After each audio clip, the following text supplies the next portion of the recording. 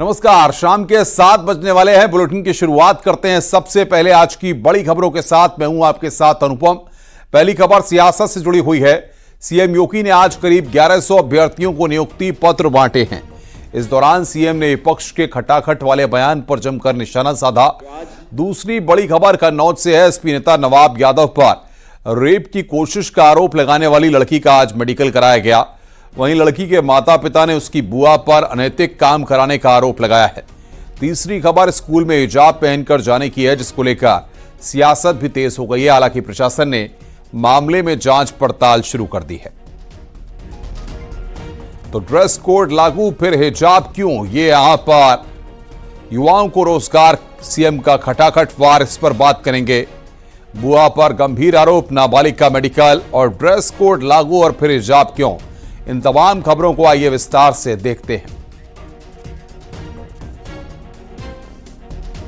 सबसे पहले बात कर रहे हैं बड़ी खबर की। कासगंज से बड़ी खबर आ रही है। जमीनी विवाद में दो पक्षों में फायरिंग हुई है। एक पक्ष ने ताबड़तोड़ फायरिंग की है। फायरिंग करते हुए वीडियो सोशल मीडिया पर वायरल हुआ है। वायरल वीडियो में जमकर हो रही लाइव फायरिंग। वायरल वीडियो में लाइसेंस और अवैध असलों से होती फायरिंग दिखाई दे रही है। पुलिस ने करीब 4 लोगों को हिरासत में लिया है। कोतवाली पटियाली क्षेत्र के बरगैन कस्बे का यह पूरा मामला। ये तस्वीर इस वक्त हम आपको दिखा रहे हैं किस तरीके से जमीनी विवाद में फायरिंग से हड़कंप मच गया। कासगंज की ये तस्वीरें इस वक्त आपकी स्क्रीन पर हम आपको दिखा रहे हैं। दो पक्षों में वहां पर फायरिंग हुई है। ये तस्वीर आप देख रहे हैं। ये वीडियो इस वक्त हम आपको कासगंज के पटियाली का दिखा रहे हैं, जहां पर दो गुटों में फायरिंग हुई है। एक गुट का फायरिंग करते वीडियो यहां पर वायरल हो रहा है। गोलियों की आवाजें इसमें साफ तौर पर सुनी जा सकती हैं। किस तरीके से वहां पर फायरिंग हुई है। एक गुट का फायरिंग करते वीडियो वायरल हुआ है।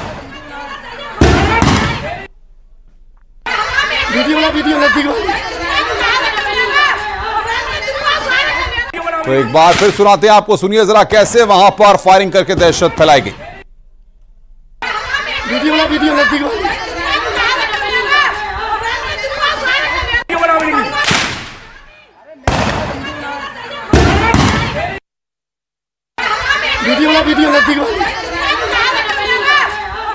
तो अजेंद्र हमारे संवाददाता बातचीत करने के लिए हमारे साथ फोन लाइन पर जुड़े हुए हैं। अजेंद्र, क्या था ये पूरा मामला और फिलहाल क्या स्थिति है? पुलिस और प्रशासन ने क्या कार्रवाई इस पूरे मामले में की है? अनुपम, मैं आपको बता दूं, ये पूरा मामला कोतवाली पटियाली क्षेत्र के बरगैन कस्बे का है। यहाँ बताया जाता है मुस्लिम पक्ष के दो आपस में दो पक्ष थे, जो जमीनी विवाद को लेकर किसी जमीन पर जो बाउंड्री हो रही थी, उसी को लेकर को विवाद हुआ था। उसी को लेकर दोनों लोगों की तरफ से असला खिंच गए, तलवारें खिंच गई। बताया जाता है कि ताबड़तोड़ फायरिंग हुई है, जिसमें आप वीडियो में आप देख सकते हैं। ताबड़तोड़ फायरिंग, जो ततराहट है गोलियों की, वो उसकी वजह से पूरे कस्बे में दहशत का माहौल है। बताया जा रहा है कि पुलिस ने 4 लोगों को हिरासत में ले लिया और वहां मौके पर भारी पुलिस फोर्स तैनात कर दिया गया है। पुलिस के जो आला अधिकारी हैं वो भी मौके पर बताया पहुंच गए हैं। जी अजेंद्र, जिस तरीके से बताया जा रहा है कि अवैध असलों से वहां पर फायरिंग की गई है, ऐसे में क्या वरिष्ठ अधिकारी, डीआईजी या फिर और बड़े अधिकारी मौके पर पहुंचे हैं? नहीं, अभी तक पुलिस के अधिकारी जो बाहर के वो नहीं पहुंचे हैं। जिले के अधिकारी एसपी है, एएसपी है, सीओ हैं, और बताया जा रहा है 2-3 थानों का पुलिस फोर्स भी मौके पर पहुंचा है। और बताया जा रहा है 4 लोग हिरासत में ले लिया। अन्य लोगों की भी तलाश लगातार की जा रही है, क्योंकि ये जो है बरगैन कस्बा है, वो टोटल मुस्लिम लोग हैं वहां पर। मेरे अंदाज से 98-99% जो है मुस्लिम लोग हैं। आपस में दोनों में झगड़ा हुआ, वो भी दोनों मुस्लिम है और दबंग टाइप के बताए जाते हैं। ये पहला मामला नहीं, इससे पहले भी कई मामले ऐसे आए हैं, जहाँ यही वही कस्बा है जहाँ पहले भी ऐसे मामले आए हैं, गोलियां भी चली हैं और तमाम असले भी बरामद हुए हैं। जी अजेंद्र, लेकिन सबसे बड़ी बात की है, इतनी बड़ी घटना होती है, ताबड़तोड़ फायरिंग होती है, उसके बाद भी आला अधिकारी जो है इस पूरी घटना को गंभीरता से नहीं लेते हैं, क्योंकि जमीनी अगर विवाद है तो कभी भी बड़ा रूप ले सकता है। जी बिल्कुल, मैं आपको बता दूं, जो पुलिस अधीक्षक अर्पणादित्य कौशिक हैं वो भी बताया रहा मौके पर पहुंची हैं। एएसपी वो भी मौके पर पहुंचे हैं और मामले को देखा जा रहा है। कहाँ से बताया जा रहा है, जो सूचना मिल रही है कि कोई प्लॉट था, उसी को लेकर जो है दोनों पक्षों में विवाद हुआ था और पहले भी कुछ दिन पहले भी इसमें विवाद हुआ, तो मामला दोनों तो शांत कर दिया गया था। लेकिन आज दोबारा किसी बात को लेकर दोबारा से कहासुनी हुई है। उसके बाद ताबड़तोड़ फायरिंग हुई। आप देख रहे हैं, हमारे दर्शक जो उन्होंने देखा है टीवी पे कैसे ततरात जो गोलियां चल रही हैं, फायरिंग हो रही है, उसमें असले दिखाई दे रहे हैं। उसमें हो सकता है कि जो है जो असले हैं वो लाइसेंस भी हो सकते हैं और अवैध असले भी कुछ दिखाई दे रहे हैं, जो वीडियो से नजर आ रहा है। जी अजयेंद्र, बहुत बहुत शुक्रिया आपका हमारे साथ जुड़ने के लिए। बड़ी खबर यहां पर कासगंज से दिखा रहे हैं इस वक्त हम आपको। एक बार फिर दर्शकों को सुनवाते हैं किस तरीके से वहां पर फायरिंग हुई है। सुनिए आप, ये आवाजें बता रही हैं किस तरीके से वहां पर दहशत कायम करने के लिए वहां पर किस तरीके से फायरिंग हुई और जमकर वहां पर। एक बार पीसीआर से कहेंगे, जरा सुनवाइए एक बार फिर वीडियो।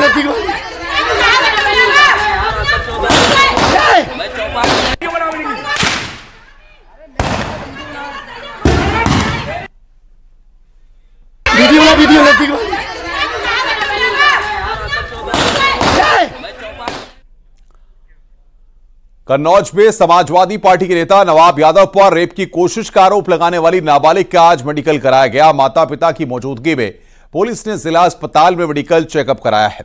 वहीं किशोरी के माता पिता ने लड़की की बुआ पर गंभीर आरोप लगाए हैं। नाबालिग के माता पिता ने बुआ और नवाब यादव के खिलाफ पुलिस को तहरीर भी दी है। वहीं मेडिकल रिपोर्ट बंद लिफाफे में पुलिस को सौंप दी गई है।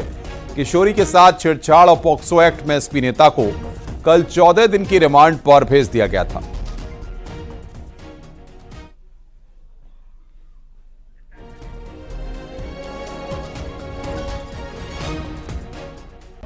कन्नौज में नवाब सिंह यादव की गिरफ्तारी के दौरान मौजूद महिला पूजा तोमर यानी आरोप लगाने वाली नाबालिग की बुआ का बयान सामने आया है।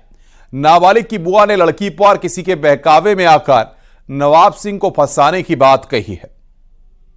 मैं चेयर पे नवाब भैया से बैठ के मैं बात कर रही थी और लड़की ने बोला कि मेरे को मोबाइल दे दीजिए 2 मिनट के लिए, मैं मम्मी से बात करूंगी। तो मैंने उसको फोन दे दिया था और मैं चेयर पे बैठ के उनसे बात करने लगी। अब कैसे उसने 100 नंबर पे कॉल कर दिया पता नहीं। तो क्या मानसिक तौर से कुछ बीमार है बच्ची क्या? वो किसी के बहकाने में तो आ जाती है, अगर कोई उसे मोबाइल वगैरह चलाने को दे दे या उससे प्यार से को पेश आता है कोई भी, तो वो बहुत जल्दी भड़काने में आती है। तो जैसे आप कह रहे हैं बच्ची जो है किसी के भड़काने, किसने भड़का दिया, किसने ऐसा कर दिया? देखिए किसी का कुछ नहीं कह सकते हैं कि 3-4 लोग हैं जो मैं बता रही हूँ कि सपा पार्टी से ही है, ठीक है, और वो पंडित है और समय आने पे मैं उनके नाम आपको क्लियर कर दूंगी। जब आवश्यकता जरूरत पड़ेगी तो मैं बताऊंगी। नवाब सिंह से एसपी के किनारे करने पर कन्नौज से बीजेपी सांसद रहे सुब्रत पाठक ने समाजवादी पार्टी पर सवाल उठाए हैं। सुब्रत पाठक ने कहा है कि समाजवादी पार्टी ने नवाब सिंह का साथ इसलिए छोड़ दिया क्योंकि वो हिंदू हैं। वहीं अयोध्या में आरोपी मुसलमान था जिसके समर्थन में अखिलेश खुद उतर आए थे। नवाब सिंह ने तो समाजवादी पार्टी में अपना पूरा जीवन खपा दिया। अयोध्या में 2012 में समाजवादी पार्टी में आता है, नगर अध्यक्ष बनता है, उसके ऊपर गैंग रेप का आरोप लगता है और उसके बाद में उसको बचाने के लिए स्वयं अखिलेश यादव सामने आते हैं इसलिए कि वो मुसलमान है। तो मैंने मुसलमान होगा, अपराधी होगा, उसको संरक्षण दोगे, अतीक बनाओगे, मुख्तार बनाओगे, मुसलमान यदि आतंकवादी होगा उसको छोड़ने की सिफारिश करोगे। और उसके बाद में जो कन्नौज में एक उनका वह कार्यकर्ता जिसने अपना जीवन समाजवादी पार्टी को दे दिया, आज उससे भी पल्ला झाड़कर आज इस प्रकार से खड़े हो गए, तो समझ सकते हैं कि ये आतंकवादी अपराधी यदि मुसलमान होगा उसको संरक्षण करेंगे और यादव होगा उसको भी छोड़ देंगे क्योंकि वह हिंदू है। तो यह समाजवादी पार्टी का और भी घृणित चेहरा उजागर हुआ है। वहीं नवाब सिंह यादव को लेकर डिप्टी सीएम केशव प्रसाद मौर्य का भी बयान सामने आया है। उन्होंने कहा कि महिलाओं की असमत से खिलवाड़ समाजवादी पार्टी के चरित्र में शामिल है। कन्नौज के एक नेता है नवाब सिंह, सपा का मतलब अपराध, भ्रष्टाचार आदि आदि जितने भी कुकर्म होते हैं वो सब सपा के साथ जुड़े हैं।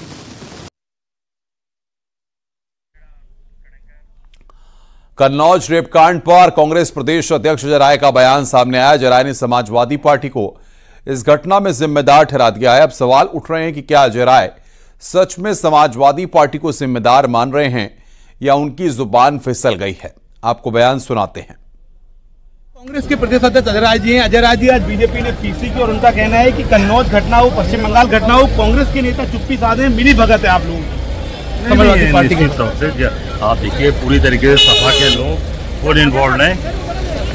आप देखोगे जो हरदोई में हुई है, हरदोई में महेश पाल की बेटी को कौन मारा है, उसके साथ कौन रेप किया है, आप वो देखिए। सर आप क्या चाहते हैं इस मामले में आरोपी पर कार्रवाई चाहे बंगाल हो? सर बिल्कुल पूरी तरह से कानून व्यवस्था ध्वस्त है यूपी की और निश्चित तौर से भारतीय जनता पार्टी हो चाहे कोई दल हो, आप देखेंगे हरदोई से लेकर हर जगह भारतीय जनता पार्टी के लोग शामिल हैं और गिरफ्तार। कांग्रेस के प्रदेश अध्यक्ष अजय राय जी हैं। अजय राय जी आज बीजेपी ने पीसी की और उनका कहना है कि कन्नौज घटना हो, पश्चिम बंगाल घटना हो, कांग्रेस के नेता चुप्पी साधे, मिली भगत है आप लोगों की समाजवादी पार्टी के तौर से। आप देखिए पूरी तरीके से सपा के लोग फुल इन्वॉल्व हैं। बुलंदशहर में सरकारी कर्मचारी पर मासूम नाबालिग से रेप का आरोप लगा है, जिसके बाद बच्ची का मेडिकल कराया गया है। सूचना के बाद पहुंची पुलिस ने फॉरेंसिक टीम को मौके पर बुलाया था। घटना की वीडियोग्राफी और सैंपलिंग की गई थी। पुलिस ने आरोपी एडीओ को गिरफ्तार कर लिया है। मामला थाना अहमदगढ़ क्षेत्र का बताया जा रहा है। जरूरतपुर में अपने किसी परिचित के यहाँ पे आया हुआ था। वहाँ घर पर एक बच्ची को अकेला पाकर, उस परिचित की बच्ची को अकेला पाकर इसने उसे मोलेस्ट किया तथा उसके साथ दुष्कर्म किया। साथ ही में एक बकरी के साथ भी इसने वहाँ पे कुकृत्य किया है। आगे बढ़ते हैं। कानपुर के बिल्हौर इंटर कॉलेज में हिजाब पहनकर छात्राओं के स्कूल पहुंचने के मामले में जांच शुरू हो गई है। एक जांच टीम ने स्कूल पहुंचकर जांच पड़ताल की है। दरअसल कानपुर के बिल्हौर इंटर कॉलेज में रोक के बाद भी आज 22 छात्राएं हिजाब पहनकर पहुंची थीं। जो पिछले 3 दिन, आपको बता दें कि पिछले दिनों 3 छात्राएं स्कूल हिजाब पहनकर आई थी, जिन्हें रोका गया था। अब आज एक छात्रा बुर्का और 22 छात्राएं हिजाब पहनकर स्कूल पहुंची। इस पर प्रबंधक और प्रधानाचार्य ने अपने ऑफिस में बैठाकर सभी को समझाया। बुर्का पहनकर आने वाली छात्रा इस पर सहमत नहीं हुई। हालांकि हिजाब पहनकर आने वाली छात्राएं मान गई हैं। प्रबंधन ने इसकी जानकारी एसडीएम बिल्हौर को दी है। वहीं डीएम के पूरे मामले की जांच एसडीएम को सौंपी गई है। पुलिस भी एक टीम इस बात की जांच कर रही है कि इसके पीछे किसी हाथ तो नहीं है।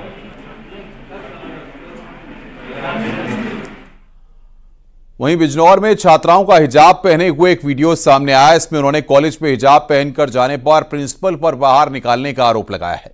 मामला कोतवाली देहात इलाके का है। बच्चों का कहना है कि प्रिंसिपल ने उनसे अपने गार्जियन को साथ लेकर आने को कहा है। वहीं अभी तक किसी भी अधिकारी का स्कूल की तरफ से कोई भी बयान जारी नहीं किया गया। सूचना पर समाजवादी पार्टी के नेता और ग्राम प्रधान भी स्कूल पहुंचे। मौके पर पहुंची पुलिस ने दोनों पक्षों से बातचीत की है और दोनों पक्षों को समझाया है।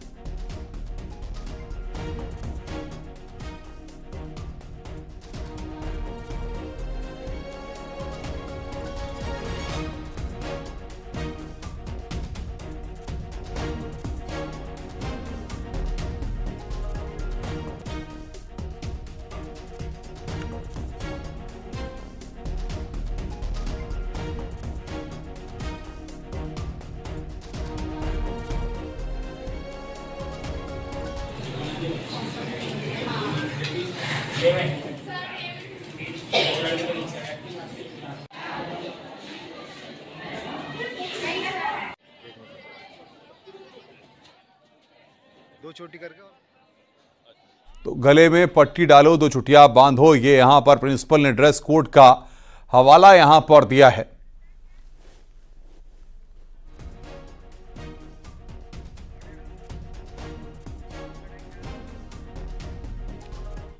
और कानपुर के बिल्हौर इंटर कॉलेज में रोक के बाद भी आज 22 छात्राएं हिजाब पहनकर पहुंची थीं।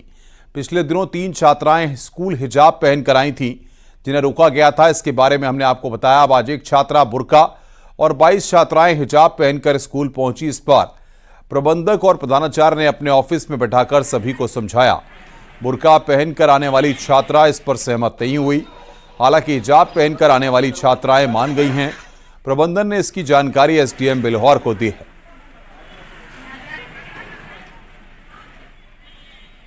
पूर्व में भी प्रकरण संज्ञान में आया था, जिसमें कुछ बालिकाओं के द्वारा स्कूल में जो है वो हिजाब पहन करके जो है वो जाने की बात प्रकाश में आई थी। और फिर उसके जो है वो जो पेरेंट्स थे, गार्जियंस थे, उन्होंने जाकर के लिखित में दिया था कि इस तरह की कोई बात जो है वो भविष्य में नहीं होगी।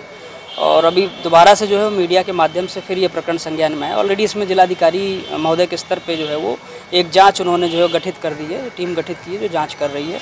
बाकी हमारी भी इसमें जो है वो एक टीम है जो इंटेलिजेंस की, वो इसमें जांच कर रही है। अगर कोई इनको उकसा या कोई इस तरह के इनपुट्स हैं तो उस पर हम जो है बाद जांच अवश्य कार्रवाई करेंगे। बिल्हौर के इंटर कॉलेज में हिजाब का मामला गर्माता जा रहा है, जहां एक और 4 अगस्त को 2 छात्राएं, फिर उसके बाद 3 छात्राएं और उसके बाद 22 छात्राएं हिजाब लगाकर स्कूल पहुंची थी और उसके बाद जब कक्षा में चेक किया गया तो प्राचार्य के भी होश फाख्ता हो गए, क्योंकि कुछ दिन पूर्व ही 3 छात्राओं ने अपनी गलती मानी थी और ड्रेस कोड को लागू करेंगे, जिसका पोस्टर्स भी लगाए गए थे। मगर इन सब के बीच 22 छात्राओं का हिजाब लगाकर पहुंचना और उसके बाद एक छात्रा बुर्का पहनकर कक्ष में बैठी थी, जिसके बाद उनके अभिभावकों को बुला के और उनको घर भेजा गया और उन्होंने अपनी गलती मानी। इन सब के बीच जहाँ एक और पूर्व में जिलाधिकारी ने SDM बिल्लौर को जाँच दी थी और उसको जाँच रिपोर्ट 3 दिन में देनी थी। अभी जांच रिपोर्ट सबमिट हो रही थी कि एक नया बखेड़ा खड़ा हो गया। ऐसे में SDM एक बार फिर से जांच में जुटी और वहीं पुलिस के अधिकारी जांच की बात कह रहे हैं। अब देखना यह होगा कि इस जांच पे क्या परिणाम सामने आता है। वीडियो जर्नलिस्ट आशीष पांडे के साथ अमित गंजू, न्यूज़ 18 कानपुर। स्कूलों में हिजाब पहनकर आने पर भारतीय जनता पार्टी ने अपना रुख स्पष्ट किया है। बीजेपी प्रवक्ता आनंद दुबे ने कहा कि स्कूल का अपना ड्रेस कोड है, सबको उसका पालन करना पड़ेगा, जो नहीं पालन करेगा उस पर कार्रवाई होगी।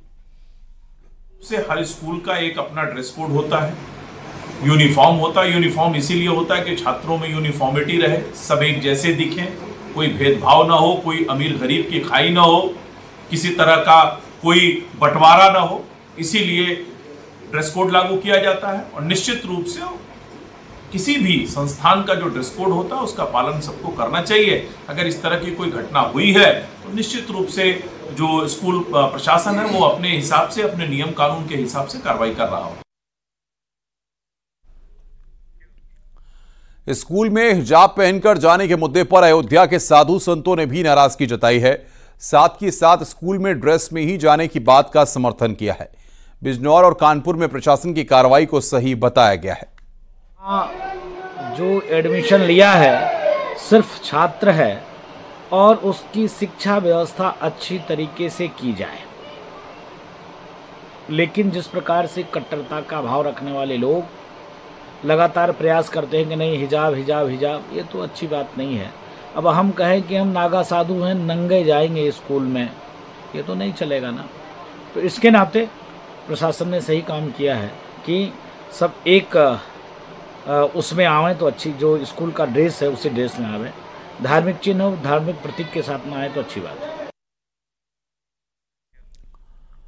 बरेली में एक 1.25 महीने के मासूम की खतने के बाद मौत का मामला सामने आया। फतेहगंज पूर्वी इलाके में परिवार के लोगों ने एक नाई से बच्चे का खतना करवाया था। खतने के दौरान गलत नस कटने से नवजात की मौत हो गई थी। नवजात की मौत के बाद पुलिस ने नाई के खिलाफ केस दर्ज कर लिया है। आरोपी नाई मौके से फरार हो गया है। दिनांक 12/8/2024 को थाना फतेहगंज पूर्वी में रफ़ीक अहमद नामक व्यक्ति द्वारा एक तहरीर दी गई। उस तहरीर पर एक मुकदमा पंजीकृत कराया गया है धारा 105 BNS में। इस प्रकरण में जो मृतक बच्चा है उसका PM कराया जा चुका है और जो अग्रिम विधिक कार्रवाई है वह की जा रही है। अगर देखिए पैसे का इशू है तो आप प्राइवेट सेक्टर में ना जाके गवर्नमेंट सेक्टर में जाइए ना। सर्जन्स तो सभी मेडिकल कॉलेज या हॉस्पिटल्स गवर्नमेंट में हैं, वहाँ फ्री ऑफ कॉस्ट होते हैं, तो उन्हें गवर्नमेंट में कराएं, लेकिन कराएं सर्जन से ही या एक्सपर्ट जो भी हैं उसमें। लालच में नहीं आए, क्योंकि आप सरकारी में जाइए ना, सरकारी में तो सारे सर्जन्स अवेलेबल हैं, फ्री ऑफ कॉस्ट ट्रीटमेंट है। तो आप बेहतर है कि अगर प्राइवेट भी कराते तो ठीक, नहीं है तो गवर्नमेंट ऑप्शन तो हमारे पास है ही हमेशा। जौनपुर में अटाला मस्जिद विवाद मामले में जिला जज ने मस्जिद के पक्षकारों की अपील को खारिज कर दिया है। जिला जज ने लोअर कोर्ट के मुकदमा चलाने के आदेश को सही ठहराया है। दरअसल हिंदू धर्म के लोगों ने अटाला मस्जिद को मंदिर बताते हुए परिसर को खाली कराने की मांग की थी, जिसके खिलाफ मस्जिद पक्ष ने कोर्ट में हिंदू पक्ष की याचिका को खारिज करने की मांग की थी। कोर्ट ने मस्जिद पक्ष की याचिका को खारिज कर दिया है और मुकदमा चलाने का आदेश दिया है।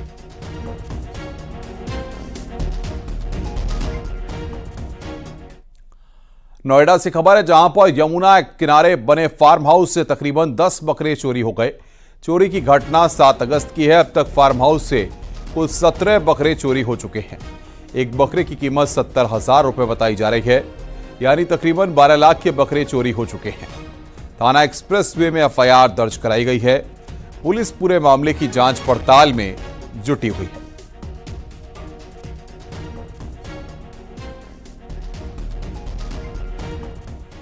आगे बढ़ते हैं, महोबा से खबर है, जहां पर मारुति शोरूम में मारपीट का CCTV फुटेज वायरल हुआ है। शोरूम में कस्टमर और स्टाफ के बीच मारपीट का वीडियो वायरल हुआ। शोरूम स्टाफ ने डायल 112 को सूचना दी। पुलिस ने आरोपी को हिरासत में लिया है। पुलिस को देखकर आरोपी के साथ आए अन्य साथी मौके से फरार हो गए। शहर कोतवाली के सुभाष नगर स्थित मारुति शोरूम का यह पूरा मामला है।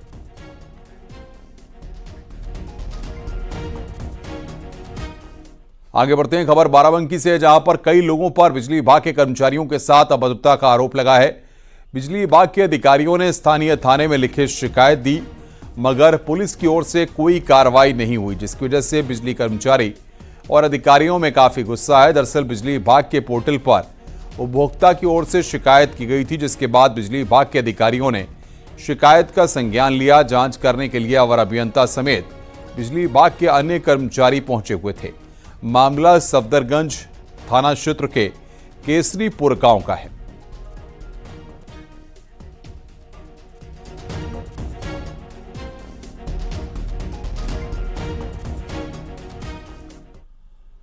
लखनऊ में स्वतंत्रता दिवस की तैयारियों को लेकर फुल ड्रेस रिहर्सल किया गया। विधानसभा भवन के सामने 15 अगस्त पर होने वाले कार्यक्रम को लेकर रिहर्सल किया गया है। ये तस्वीरें हम आपको दिखा रहे हैं किस तरीके से स्वतंत्रता दिवस की तैयारियां हो रही हैं और लखनऊ में फुल ड्रेस रिहर्सल किया गया। आजादी के अमृत महोत्सव और देशभक्ति पर आधारित सांस्कृतिक कार्यक्रम उत्तर प्रदेश का संस्कृति विभाग हमारे समक्ष यहाँ प्रस्तुत करने जा रहा है। अपने मंच के सामने आ रहे हैं, जोरदार तालियों के साथ स्वागत करें। रक्षाबंधन को लेकर योगी सरकार ने एक बार फिर बहनों को तोहफा दिया है। इस बार भी रक्षाबंधन पर महिलाओं के लिए बस का सफर फ्री रहेगा। साथ ही सरकार ने फैसला किया है कि 17 अगस्त से 22 अगस्त तक ज्यादा से ज्यादा बसें चलाई जाएंगी, यानी 100% रोडवेज बसों को ऑन रोड किया जाएगा। गाजियाबाद, लखनऊ और कानपुर रूट पर सबसे ज्यादा बसों के फेरे लगेंगे। एक दिन में 1800 किलोमीटर तक बस चलाने पर 1200 रुपए प्रोत्साहन राशि ड्राइवर कंडक्टर को मिलेगी। रक्षाबंधन के दूसरे दिन लोड फैक्टर का आंकलन कर रूट पर बसें संचालित की जाएंगी। मुख्यमंत्री योगी आदित्यनाथ ने तो हमेशा ही कुछ ना कुछ यूनिक करके हम लोग को सरप्राइज किया है एंड बट ये तो बहुत ही ज़्यादा राइट था एज अ वुमेन हमारा। और अगर ये हमें सुविधा मिलती है तो मैं तो यही कहूँगी सब इस सुविधा का लाभ उठाएं और ट्राई करें कि जितना बस से सर्विस कर पाएँ 2 दिन सुविधा उसकी प्राप्त करें और अपना अपना फीडबैक दें। जैसे मुझे तो बहुत अच्छा लग रहा है ये सुन करके और डेफिनेटली मैं ज़रूर उस दिन ट्रेवल करूँगी। गाजियाबाद में रील बनाने के चक्कर में एक लड़की 6ठी मंजिल से गिर गई। दरअसल गाजियाबाद की ऋषभ क्लाउड सोसाइटी में 11वीं की छात्रा 6ठी मंजिल पर रील बना रही थी। इसी दौरान उसका मोबाइल छूट गया। मोबाइल को पकड़ने के चक्कर में लड़की भी नीचे गिर गई। 6ठी मंजिल से नीचे गिरी लड़की की हालत गंभीर है। अस्पताल में उसका इलाज चल रहा है। तो गाजियाबाद से एक खबर हम आपको बता रहे हैं। मोबाइल पकड़ने के चक्कर में लड़की बिल्डिंग की 6ठी मंजिल से नीचे गिर गई। रील बनाते समय हाथ से मोबाइल छूट गया। तो बिल्डिंग की 6ठी मंजिल से लड़की गिरी है। गंभीर हालत में इलाज चल रहा है। और बातचीत करने के लिए अमित राणा हमारे संवाददाता हमारे साथ फोन लाइन पर जुड़ रहे हैं। अमित, कब की यह घटना है, क्या निकलकर सामने आ रहा है? कहना चाहूंगा कि लगातार सेल्फी का जो क्रेज बढ़ता जा रहा है उसके चलते कई ऐसी वारदातें हुई हैं जहां कई लोगों को अपनी जान गंवानी पड़ी है। ऐसा ही एक मामला गाजियाबाद के इंद्रापुरम में देखने को मिला, जहां अहिंसा की एक निजी सोसाइटी में एक 11वीं क्लास की छात्रा थी जो कि 6ठी मंजिल से सेल्फी ले रही थी। इस दौरान उसका फोन नीचे गिरने वाला था और जैसे ही उसका फोन नीचे गिरा, उस फोन को पकड़ने के चक्कर में छात्रा भी फोन के साथ नीचे आ गिरी। गनीमत इस बात की रही कि समय रहते उस छात्रा को अस्पताल में भर्ती करा दिया गया है। हालांकि डॉक्टर कहना है कि जो छात्रा है वो अभी ठीक है और ऐसा उसके साथ कोई बहुत बड़ी इंजरी नहीं हुई है। लेकिन बड़ा सवाल ये खड़ा होता है कि सिर्फ महज इस चीज को लेकर की तमाम जो बातें की है कि हाँ। बहुत बहुत शुक्रिया आपका हमारे साथ जुड़ने के लिए और बातचीत करने के लिए। तो ये तस्वीरें इस वक्त हम आपको दिखा रहे हैं, एक्सक्लूसिव तस्वीरें इस वक्त आप देख रहे हैं किस तरीके से रेल की खुमारी जान पर भारी पड़ी है। ये एक्सक्लूसिव तस्वीरें इस वक्त आपकी स्क्रीन पर हम आपको दिखा रहे हैं। बिल्डिंग की 6ठी मंजिल से लड़की गिरी है। रुक रहे हैं यहां पर ब्रेक के लिए। खबरों का सिलसिला लगातार जारी है।